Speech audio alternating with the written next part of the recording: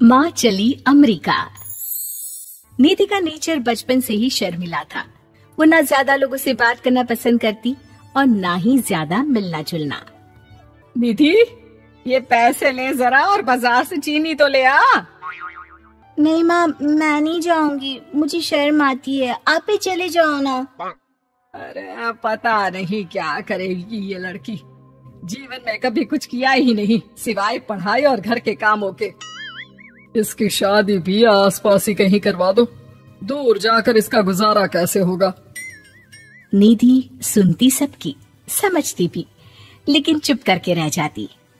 एक दिन पिता के दोस्त अपने परिवार के साथ निधि के घर खाने पर आते हैं। उनकी बेटी बहुत ही स्मार्ट होती है। निधि बेटा, वीणा के साथ बात करो, देखो अंकल की बेटी भी आई है उनके साथ। निधि वीणा के साथ वहीं बैठ जाती है। चलो ना अंदर चलते हैं, यहाँ कहाँ बड़े लोगों के बीच बैठे। निधि माँ की तरफ देखती है और अंदर चली जाती है।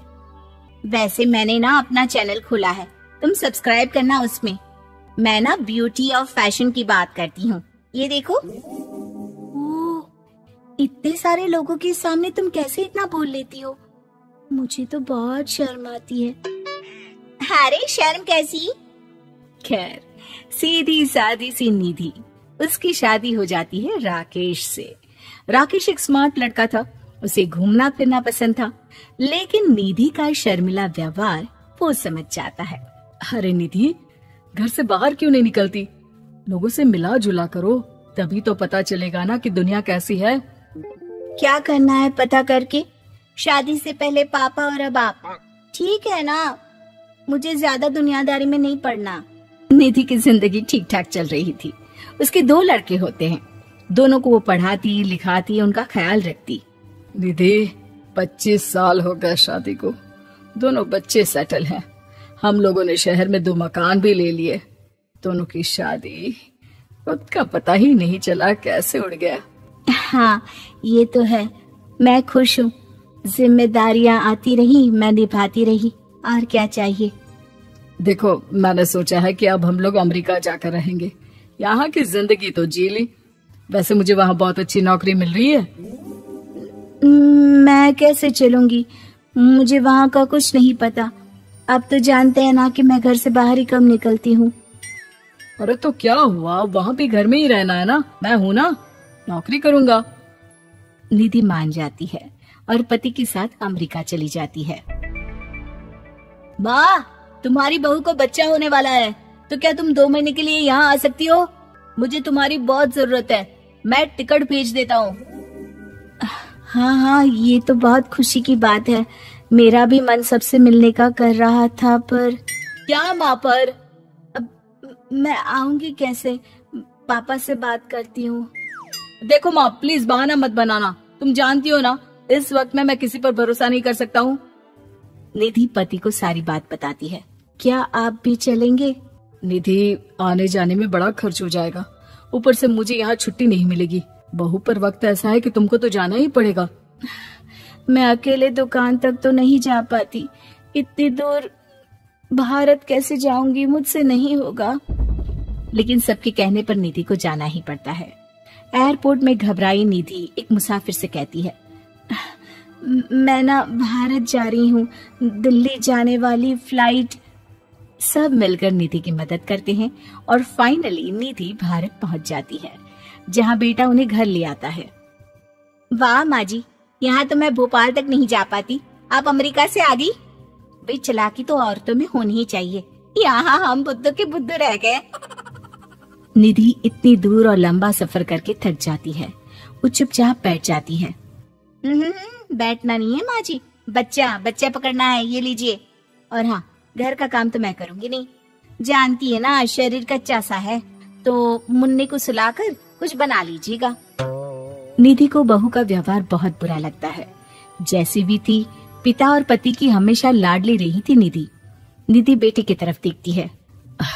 माँ, वो काम वाली कोई मिल नहीं रही है ना, मैं देखने की कोशिश तो कर रहा हूँ, जैसे ही मिल जाएगी वो संभालेगी सारा काम। अरे कैसी बात कर रहे हो, जब पहले मैंने कहा था कि अमेरिका से इनके टिकट में जो पैसा खर्च कर रहे हो उतने में नौकरानी रख लो, तो नहीं, मेरी बात पर विश्वास नहीं था। कि ना कोई मेरे बच्चे को अच्छे से नहीं संभालेगा। अब इनका भी खर्चा और नौकरानी का भी खर्चा। अरे ना जी ना, मैं नहीं संभाल सकती। निधि जैसे तैसे 2 महीने रहकर वापस अमेरिका चली जाती है, लेकिन वहां जाते ही जैसे राकेश उसे देखता है उसके गले लग जाता है। ये क्या हालत बना रखी है निधि, कैसी लग रही हो? खाना नहीं खाती थी क्या? क्या हो गया? निधि पति से कुछ नहीं कहती, बस रोती ही चली जाती है। मैं नहीं चाहूंगी कभी भी भारत, आप मुझे हमेशा यहीं रखना अपने पास। राकेश बेटे को फोन करता है। तुम्हारी माँ की जो दुर्दशा करके तुमने भेजा है ना, मुझे पता होता तो मैं अपनी बीवी को कभी तुम्हारे पास नहीं भेजता। पापा, आप तो रीना का नेचर जानते हैं ना, वो माँ पर हावी रहती थी। अब मैं तो ऑफिस चला जाता था, वो माँ पर जुल्म करती है और माँ भी इतनी सीधी है कि चुपचाप सहती रही। मुझे माफ कर दीजिए पिताजी। खैर, राकेश कहता भी क्या, प्यार दुलार के साथ अपनी निधि को संभालने में लग जाता है। लेकिन कहते ना, वक्त हमेशा एक सा नहीं रहता। अमेरिका में ही राकेश की मृत्यु हो जाती है और निधि अकेली रह जाती है। बड़ा बेटा कहता है, माँ भारत चलो ना, हम लोग साथ रहेंगे। निधि को जैसे ही वो सब सीन्स याद आते हैं वो परेशान हो जाती है। समझ में नहीं आता कि पति के बिना अब जीवन कैसे चलाएगी। मैंने सारा जीवन घर का काम किया, घर देखा और जिंदगी चलाई, लेकिन जिस घर में रही सबने प्यार दिया, मैं वहां नहीं जाना चाहती। तभी राकेश जिस कंपनी में काम करता था उसका मालिक निधि के घर आता है। वो भी भारतीय ही होता है। दीदी, राकेश ने आपके बारे में बताया था। जब से आप भारत से लौटी थी उसे आपकी बहुत चिंता रहती थी, इसलिए उसने मुझसे कहा था कि कभी अगर वो ना रहे तो मैं आपको ये पैसे दे दूं। और हाँ, हम लोगों की कंपनी में आपके लिए नौकरी भी है। निधि पति के पैसे देखकर मन में तसल्ली करती है और नौकरी के लिए हाँ कर देती है। अरे पागल है क्या माँ, कैसे नौकरी करोगी? ये अमेरिका है, दिल्ली नहीं। वहाँ तो तुम घर से निकल भी नहीं पाती थी, यहाँ कैसे? मेरे पति, मेरे पिता मुझे खुश देखना चाहते थे। वो लोग जब तक थे मुझे किसी चीज के लिए ना फोर्स किया, ना कभी कमी होने दी। पर अब मुझे जीवन जीने के लिए घर से निकलना ही होगा। बेटा, तुम तो अगली फ्लाइट से भारत लौट जाओ, मैं यहीं खुश हूँ।